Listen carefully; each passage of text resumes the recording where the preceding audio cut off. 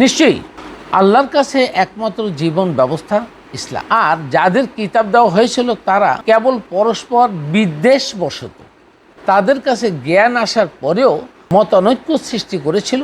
আর যে আল্লাহর আয়াতসমূহ অস্বীকার করে তাদের জেনে রাখা উচিত যে আল্লাহ নিশ্চয়ই অতি দ্রুত হিসাব গ্রহণকারী।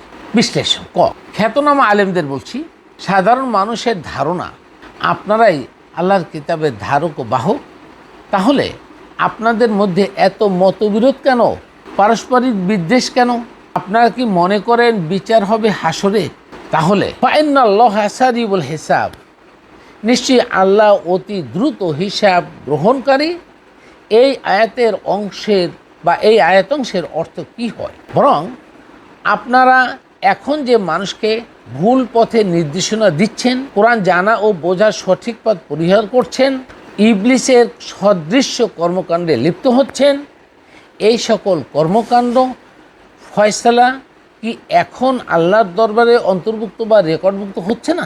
নিশ্চয়ই। প্রিয় ভাইরা আমার, সঠিকভাবে কোরআন অধ্যয়ন ও গবেষণা করা শুরু করুন এবং সেই অনুযায়ী প্রত্যেক জীবনে কর্মকাণ্ডের প্রত্যেকটি স্টেপে লিপ্ত থাকুন। আপনার সফলতা অবশ্যই আসবে।